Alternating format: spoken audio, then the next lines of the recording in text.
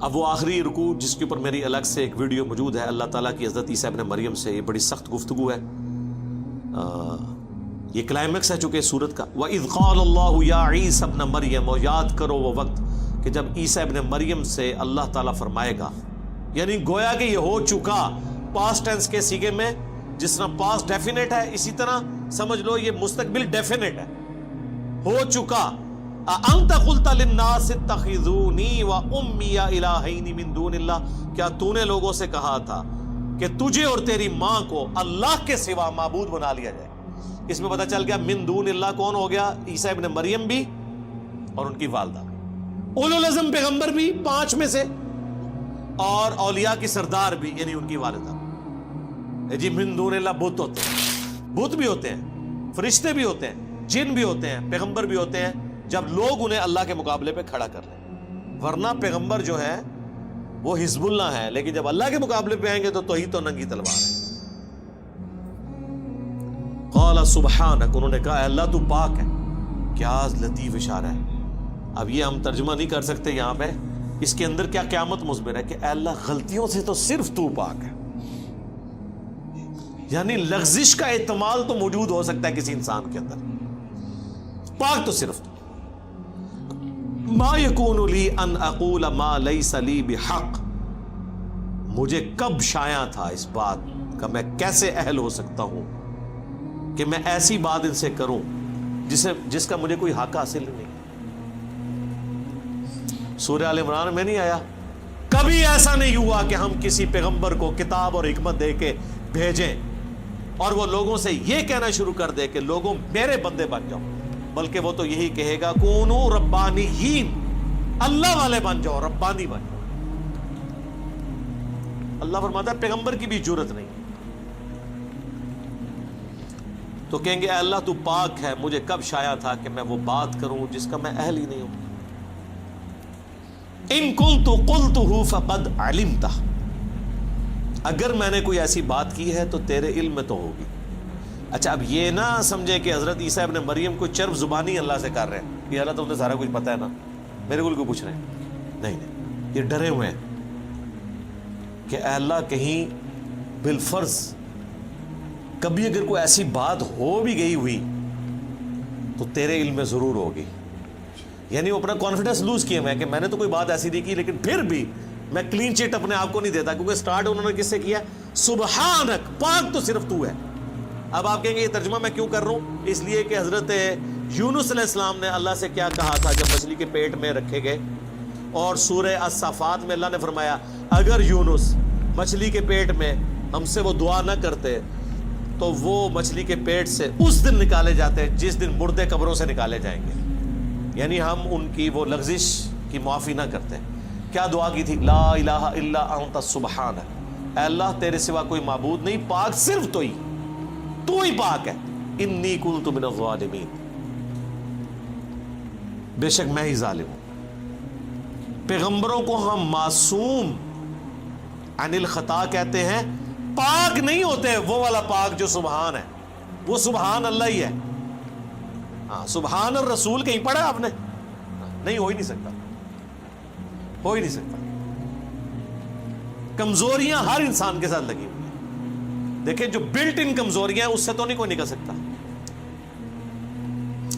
اللہ کھانے پینے کا محتاج ہے کہ نہیں؟ اور پیغمبر ہے؟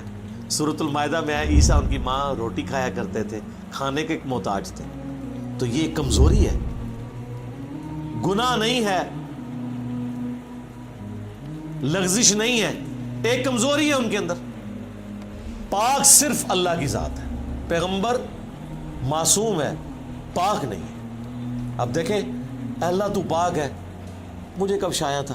بالفرض اگر میں نے کوئی بات کی بھی ہے تیرے علم میں تو ہے، تعلم ما فی نفسی ولا اعلم ما فی نفسک، تو جانتا ہے جو کچھ میرے جی کے اندر ہے اور میں نہیں جانتا کہ تیرے جی میں کیا ہے۔ یہ ہے وہ ڈر کہ اے اللہ تو نے اب کیا فیصلہ کیا ہوا ہے، یہ جو میری پرسش ہو رہی ہے تو اب کرنے تو کیا جا رہا ہے، مجھے نہیں پتا، تقدیر کا کیا فیصلہ ہے وہ تیرے علم میں۔ یہ کون کہہ رہا ہے؟ پیغمبر، اولو العزم پیغمبر۔ بابے تے شاہی کوئی نہیں سرکار. ایک کہندے نے جناب وہ شیخ عبد القادر جیلانی فرمایا میں تے جنت ہی نہیں جانا جب تک سارے مرید نہ لے جان. اور سرکار اتنے تمہیں کھنگن نہیں دینا کسی نے. اتنے تے پیغمبر دیکھ رہو وہ بھی کہہ رہے ہیں یا اللہ تو پاک کیتا کچھ بھی نہیں, پچھلے نے کیتا ہے. جواب دے حضرت عیسیٰ ابن مریم ہو انکا انت علام الغیوب, بے شک غیبوں کا جاننے والا تو ہی ہے. دیکھ لیں علم غیب بھی کلیئر ہو گیا. مجھے نہیں پتا تیرے جی میں کیا ہے, تجھے پتا ہے, اور پھر الٹیمیٹلی پتا تو تجھے ہی ہوگا. مجھے تو اتنا ہی پتا چلے گا جتنا تو وہی کے ذریعے بتائے گا. عالم الغیب تو صرف تو ہے. ما قلت لهم الا ما امرتنی, میں نے تو صرف ان سے وہی کچھ کہا تھا جو تو نے مجھے حکم دیا تھا. امرتنی بھی, میرے ساتھ جو حکم تو نے نازل کیا, ان اعبدوا اللہ, کہ عبادت کرو اللہ کی, ربی و ربکم, جو میرا بھی رب ہے اور تمہارا بھی رب ہے. میں نے تو توحید کی بات کی, اپنا رب بھی تجھی کو مانا اور اسی کی تبلیغ اپنے ماننے والوں کو کی. وَكُنْتُ عَلَيْهِمْ شَهِيدًا مَا دُمْتُ فِيهِمْ, اور اے اللہ میں اس وقت تک ان پر گواہ تھا جب تک کہ میں ان کے اندر رہا. فَلَمَّا تَوَفَّيْتَنِي, اور جب تو نے مجھے پورا کر دیا. میں ترجمہ یہ نہیں کر رہا کہ تو نے مجھے موت دے دی, کیونکہ سورۃ النساء میں واضح طور پر اور سورہ آل عمران میں اشارتاً موجود ہے کہ آپ کو زندہ اٹھایا گیا. باقی تفصیل کے لیے میری وہ ویڈیوز دیکھ لیں, حیات مسیح اور نزول مسیح. جب تو نے مجھے اٹھا لیا, کنت انت الرقیب علیہم, اس وقت تو ہی ان پر گواہ تھا. یعنی میں حاضر و ناظر کوئی نہیں تھا وفات کے بعد. یہ کہتے ہیں نا جی اللہ کے نبی علیہ السلام مدینہ شریف میں قبر میں ہے, لیکن وہاں بیٹھے ہوئے ہمیں دیکھ رہے ہیں, یہاں پہ موجود نہیں ہے لیکن دیکھ رہے ہیں. لیکن عیسیٰ ابن مریم کیا کہہ رہے ہیں کہ جب تو نے مجھے اٹھا لیا میں ان پہ گواہ بھی نہیں تھا. وَأَنْتَ عَلَىٰ كُلِّ شَيْءٍ شَهِيدٌ, اور تو ہی ہر بات پہ گواہ ہے. یعنی عقیدہ حاضر و ناظر بھی کلیئر کر دیا. کوئی پیغمبر حاضر و ناظر نہیں ہے. ہمارے نبی کے بارے میں سورۃ القصص میں آیا, نبی جب ہم نے موسیٰ علیہ السلام کو پکارا کوہ طور پہ, نہ تو آپ وہاں موجود تھے اور نہ آپ دیکھ رہے تھے, نہ آپ شاہد تھے, نہ فزیکلی موجود تھے نہ شاہد تھے, نہ حاضر تھے نہ ناظر تھے. یہ اللہ کی کوالٹیز ہیں کہ وہ ہر چیز کا احاطہ کیے ہوئے اپنے علم سے. یہ سیم الفاظ ہیں جو بخاری مسلم میں نبی علیہ السلام نے اپنے ساتھیوں کے بارے میں بولے ہیں کہ بخاری مسلم دونوں میں حدیث موجود ہے, میرے حوض کوثر پہ میرے اصحاب لائے جائیں گے, میں کہوں گا اصحابی اصحابی, یہ تو میرے ساتھی ہیں. مجھے بتایا جائے گا اللہ کے نبی آپ کو نہیں پتا آپ کی وفات کے بعد یہ دین سے الٹے قدم پھر گئے تھے. اور بخاری میں موجود ہے یہ وہ لوگ تھے جو حضرت ابوبکر کے دور میں مرتد ہوئے, منکرین زکوٰۃ بن گئے, جن کے خلاف حضرت ابوبکر کو تلوار اٹھانی پڑی. فتح مکہ پہ یہ لوگ مسلمان تھے.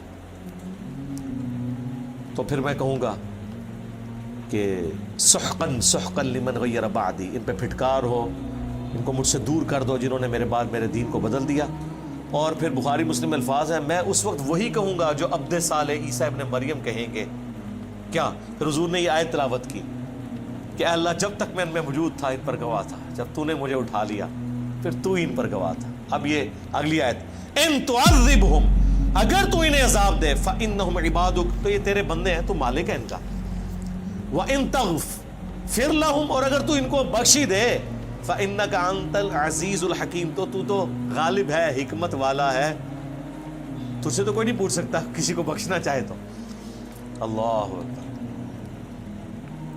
اس بات کو کرنے کی ضرورت کوئی نہیں تھی, لیکن اس ایک جملے نے مسلمانوں کا عقیدہ کلیئر کر دیا.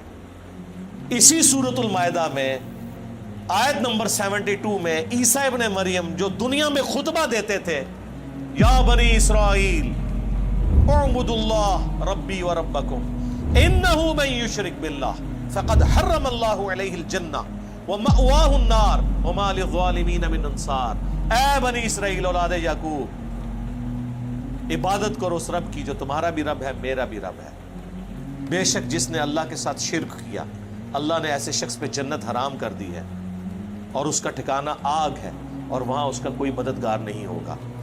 یہ بات جو حضرت عیسیٰ ابن مریم دنیا میں اپنے ماننے والوں کو بتاتے رہے, قیامت کے دن وہ اپنی بات بھول جائیں گے؟ اس جملے سے تو یہی لگ رہا ہے کہ اے اللہ اب یہ تیرے بندے ہیں, چاہے انہیں عذاب دے چاہے انہیں تو بخش دے. جبکہ دنیا میں تو عیسیٰ ابن مریم یہ کہہ کے گئے تھے جو مشرک ہے اس کا ٹھکانہ جہنم ہے, اس پہ جنت حرام ہے, یعنی بخشش کوئی نہیں اور کوئی مددگار بھی نہیں. اور یہاں عیسیٰ ابن مریم تو مدد ہی کر رہے ہیں, گویا کہ سفارش کر رہے ہیں کہ یا اللہ تیرے بندے ہیں, چاہے بخش دے چاہے عذاب دے. تو یہ اللہ نے میرے پہ حکمت کھولی ہے, میں نے کہیں اس بات کو نہیں پڑھا, اس طرف اشارہ, اور مجھے بھی کچھ عرصہ پہلے یہ دماغ میں بات آئی کہ جان بوجھ کے اللہ نے ایسا کیا ہے کہ تاکہ اگر کسی کو فہم ہے نا کہ یہ دنیا میں ڈرانے کے لیے باتیں تھی, آخرت کوئی نہ کوئی جیک لگ ہی جائے گا, کوئی بابا پھڑ کے کوئی زبردستی یا اللہ من وضو کرایا سی نے, تو انہوں نماز نہیں آتی تو وضو نے کہ کرایا ہونا ہے, اے بے تے پڑھتے رہے, عربی سیکھی نہیں ہوئی.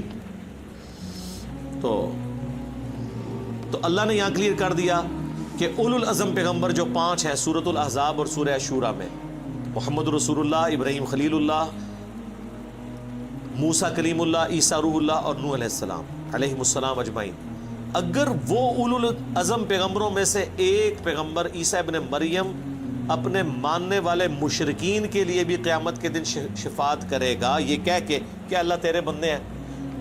اب اتنے جلال میں شرک کے اندر یہ چھوٹی سی بات بہت بڑی سفارش ہے, اس کے اوپر ذرا توجہ کریں. اس میں تو جواب یہ ہونا چاہیے تھا کہ عیسیٰ تجھے نہیں پتا کہ مشرکی کیسے تم سفارش کر رہے ہو, لیکن یہ اس لیے وہ کریں گے, اور اللہ نے قرآن میں ہمیں پہلی فلم چلا دیا ہے کہ اگر عیسیٰ ابن مریم بھی سفارش کرے کسی مشرک کے لیے تو سفارش قبول نہیں ہونی, تو بابت شاہی کوئی نہیں کہ کسی نو باؤں بڑھ کے جنت اس لے جان گے, یا کلیم کرو کہ عبد القادر جیلانی یا تمہارے جو بڑے بڑے بابے کلیم کیے ہوئے ہیں, اور تم تو ان بابوں کے بارے میں یہ کہتے ہو کہ یہ بابے تو کسی صحابی کے گھوڑے کی قدموں کی خاک جو اس کے ناک میں بیٹھتی ہے اس کے برابر نہیں ہے, تو پیغمبروں کا تو ذکر ہی نہ کرو, وہ تو اللہ کے چنے ہوئے بندے ہیں, وہ تو مخلص ہیں. باقی تو صحابہ تو زیادہ تر مخلص ہو سکتے ہیں, مخلص تو نہیں ہے نا, مخلص ہیں اللہ کے لیے اخلاص شو کرنے والے, مخلص تو صرف انبیاء ہیں. تو اے اللہ تیرے بندے ہیں, چاہے انہیں عذاب دے چاہے بخش دے. قال اللہ, اللہ فرمائے گا, ھذا یوم ینفع الصادقین صدقہم, آج وہ دن ہے کہ سچوں کو صرف سچا عقیدہ ہی فائدہ پہنچائے. ایک جملے سے ٹروتھ لورز کامیاب ہو گئے. سر کیا بات ہے, اللہ نے یہ نہیں کہا ایمان والوں کو ایمان نفع دے گا, اللہ نے کہا سچوں کو سچا. سچا کون ہوتا ہے؟ جب اس کو بات پتہ چل جائے پھر وہ دنیا کو نہ دیکھے کہ یہ سچائی میں نے سے قبول کرنا ہے. جو مسلم شریف میں حدیث ہے کہ تکبر یہ نہیں ہے کہ تم اچھے کپڑے پہنو یا اچھے دکھو, اللہ بھی خوبصورت ہے, خوبصورتی کو پسند فرماتا ہے. تکبر یہ ہے کہ تم لوگوں کو حقیر جانو اور حق بات سے اناد اختیار کر لو, دشمنی کرو. دل نے گواہی دے دی کہ یہ ایاک نعبد و ایاک نستعین لکھا ہے, لیکن چونکہ بابے بابوں کو پکارتے رہے, ہم بھی پکاریں, تو یہ دشمنی کر رہے ہو اپنے ساتھ. دل نے بتا دیا, آنکھوں سے پڑھ لیا بخاری مسلم میں نماز کا طریقہ, لیکن رفع الیدین نے شروع کیا کہ معاشرہ کیا کہے گا. ہاں 11ویں کھاتے رہے عبد القادر جیلانی کے نام کی, لیکن عبد القادر جیلانی نے جو نماز کا طریقہ اپنی اس کتاب میں لکھا جس کو خود چھاپ رہے تھے, رکوع میں جاتے وقت اور رکوع سے اٹھتے وقت رفع الیدین, اس پہ عمل نہیں کیا. میں نے تو آج تک کسی 11ویں میں نہیں دیکھا کہ شیخ عبد القادر جیلانی کی کتاب سے نماز کا طریقہ پڑھ کے بتا دیں. وہ کہتے نہیں وہ تو اور فقہ کے تھے, ہم اور فقہ کے تھے. اس کا مطلب ہے کہ آپ کا پیران پیر اس فقہ پہ عمل کرتا تھا جو نبی علیہ السلام نے طریقہ چھوڑ دیا ہوا تھا. تو جس پیر کے علم الغیب کا, آپ تو کہتے ہیں آپ کا پیر آپ کے ساتھ ہوتا ہے, جس کے علم کا یہ لیول ہے کہ اس نے پوری زندگی نماز ہی وہ پڑھی ہے جو حضور نے ختم کروا دی تھی, جدی نماز ہی غلط سی, انہیں تو انہوں کے دینا ہے. لیکن ایسا نہیں ہے, نماز تو غلط ہے.